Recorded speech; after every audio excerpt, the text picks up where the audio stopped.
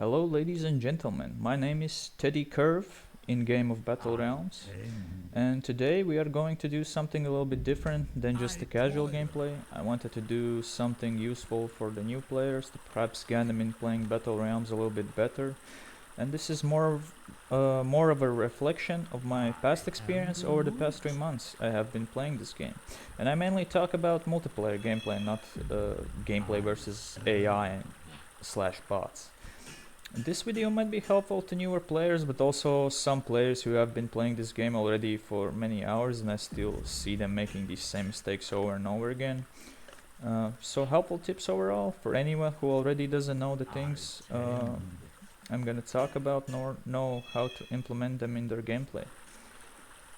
In this video I am mainly going to focus on early gameplay for Battle Realms and going through some mistakes I see are very common in many players, which cause them to lose control of the game already very early on.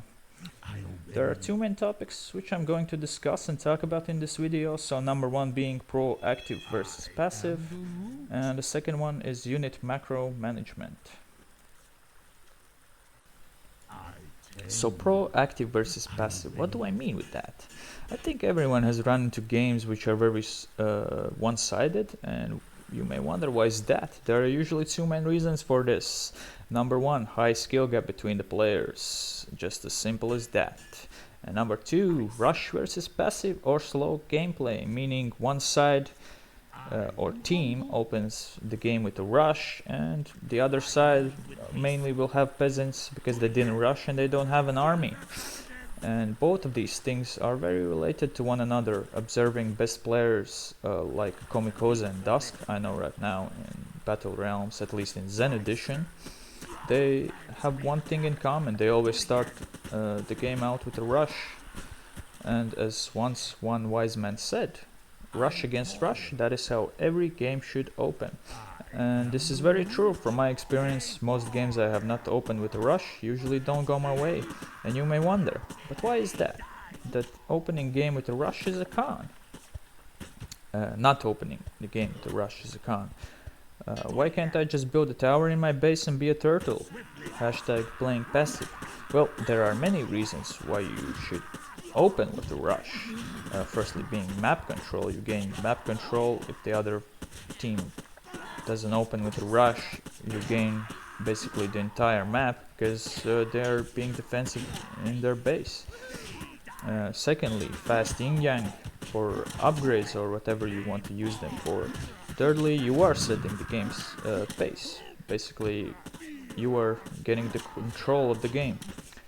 So by being passive, setting up a defensive tower or early on, or not just rushing in general, these are the things you will fall behind on, and you will only rely on mid to late game. But keep in mind, if you do go defensive passive, you probably can't contest map including horses, so you are already in a big disadvantage, and by default that also lowers your chances in mid to late game. I am going to give one example on how to rush in this video. If you want me to do another video with a specific rush clan slash units on how to do that, you can let me know down in the comments. Otherwise this video will be just too long, so I will just keep it simple and do one specific rush. In this case I will be doing Spearman from Dragon Clan. It's very important to establish few things when the game begins.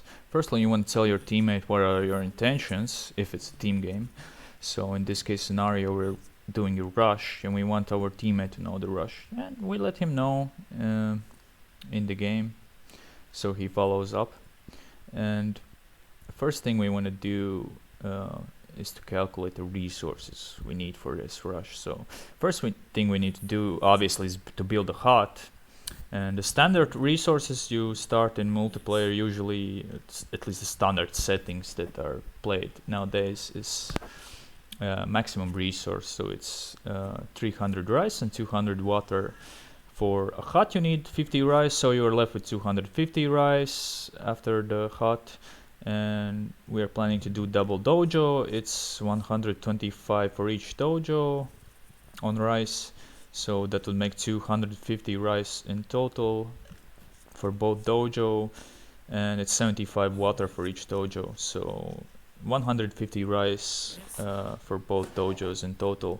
That leaves us with 50 water left and 0 rice. So obviously main thing we want to focus on after building the 2 dojos is getting rice. As you can see in this video, I am focusing on getting rice. Also, one important thing is to keep track of is like the time your spearman gets trained. So as soon as one spearman leaves the building and he's trained, you send another peasant in. So that's how you rush. So we are already in a good spot. We have 3 spearmen, making 2 more, and as soon as one spearman is trained, I just make another one. We have 4 right now, making 2 more, so we will have 6 spearmen soon. And as soon as our teammate is ready, we're gonna advance. I'm ready already right now, but it's better just to synchronize with your teammate, and so the attack is more powerful and you just don't get outnumbered 2v1. Even if you have like a bigger army, like 2 of them probably will have more than just the one of you. So yeah, right now we're just waiting for our teammate to be ready.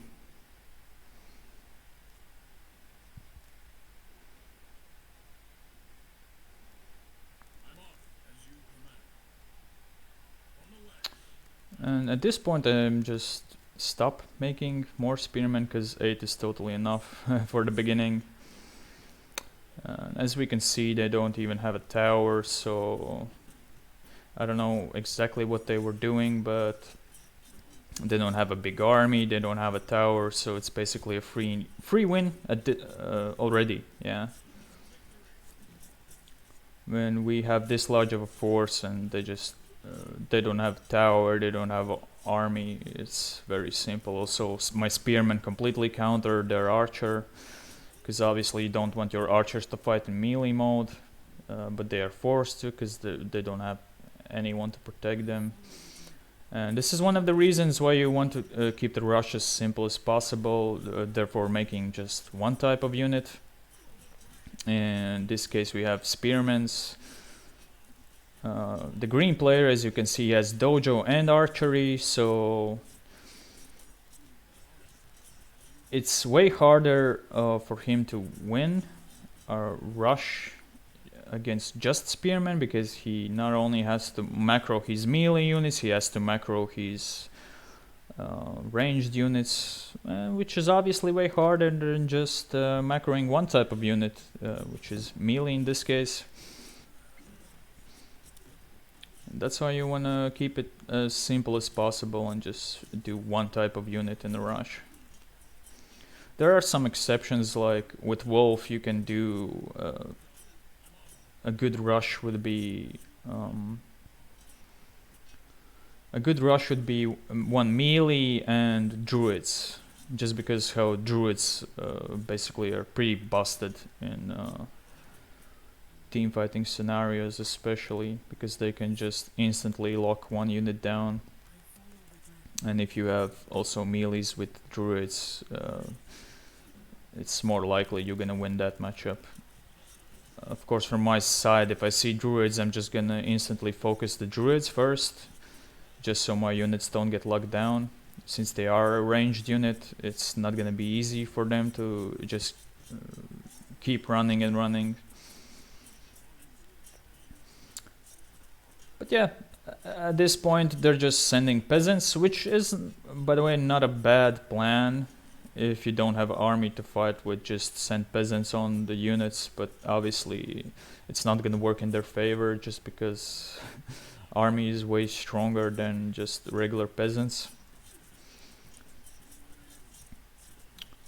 And yeah, at this point the game is already over. I have keep making spearmen, and I keep, yeah, also here, like I see they keep fighting, so I just build Alchemist Hut, and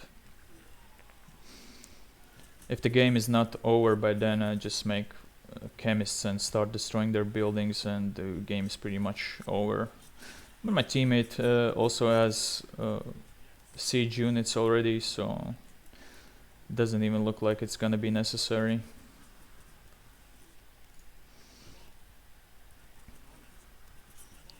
Here I'm just resting my spearmen so they regain health, and as soon as they're quite healthy, I just send them back into battle.